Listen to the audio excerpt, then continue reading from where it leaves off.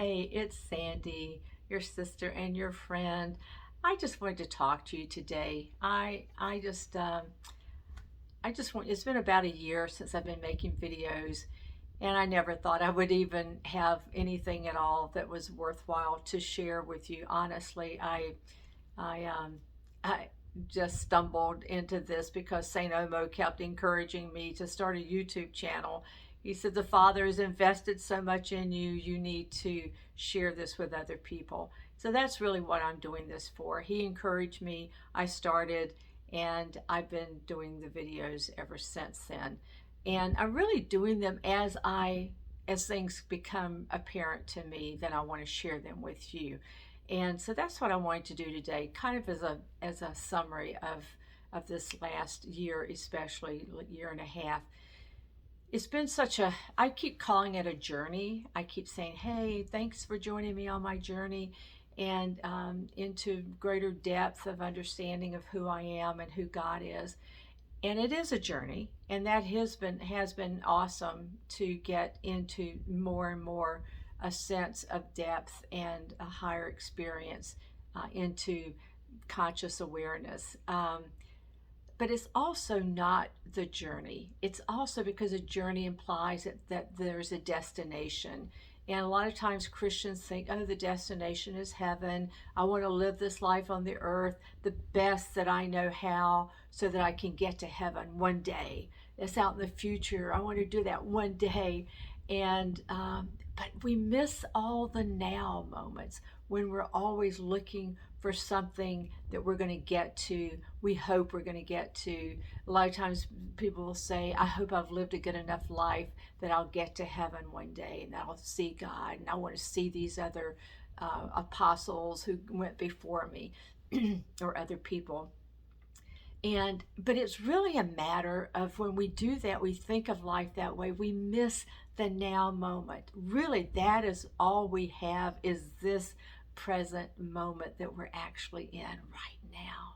And when we know that, and when we value the moment that we're in, everything becomes different. Everything becomes more relaxed.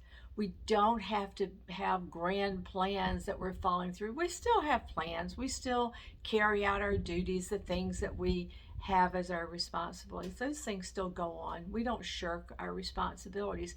But I'm telling you, we have a different intention for every day. Before I get up every morning, I lay in the bed for it can be 30 seconds, it can be 2 minutes, it can be 15 minutes. And I just lie there and I say, oh God, what have you planned for us today?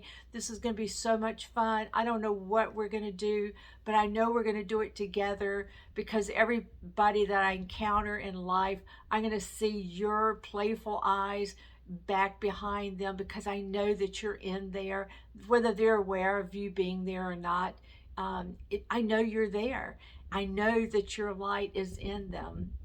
Just as your light shone through the darkness of my heart, that's what your light is going to do one day for them, if it isn't already. So there's this playfulness of just expecting that he's got something we're going to do. I know that I'm interacting with my Father all day long, even with trees and plants and my flowers that I go out and fertilize and water. That's just the playfulness of God in all life forms. And I just get to encounter him. I get to look for him. I see him. I feel him. I know his presence. I know him. I know him as such a reality in my life, and not as something that's serious and that I need to worship in some serious way. It's just this engaging. It's this lighthearted engaging. But I'm telling you, it comes from my conscious awareness. It comes from a place of, I do set aside time in the mornings to just be still with him. Stillness in my heart.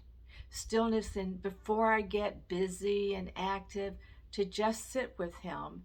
I may have a meditation going on to get me centered.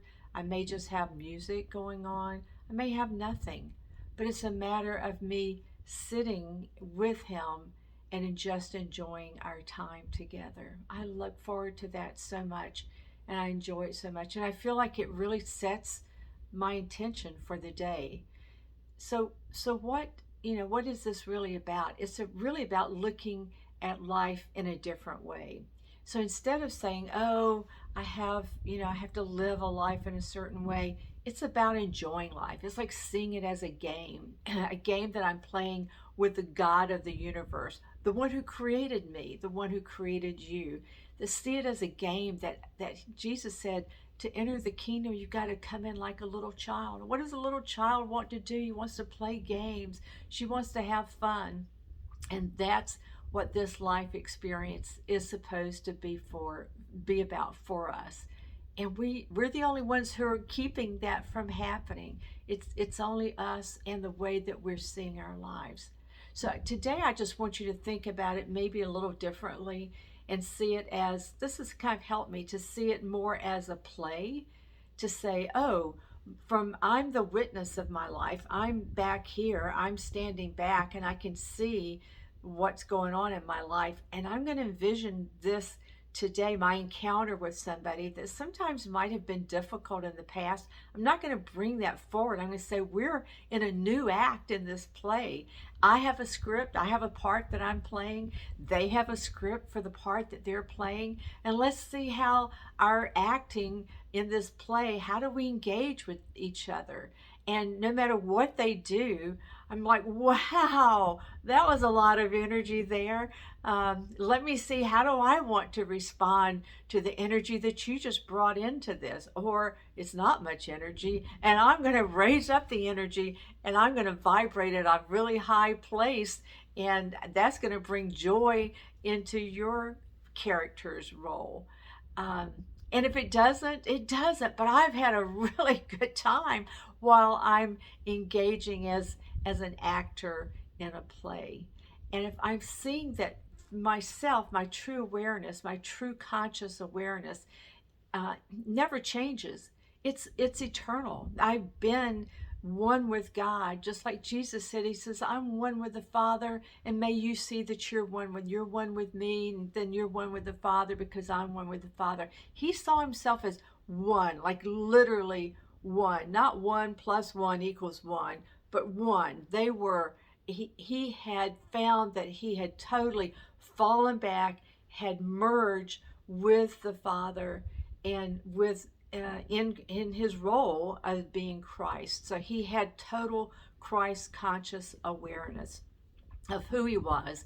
He had a certain role, a mission to fulfill here on the earth, and he fulfilled that mission. He fulfilled it knowing that, again, he was in a play. Maybe he wasn't like so keen on all the parts that he had to play, but you know what? He found the that he didn't get invested in what men thought of him.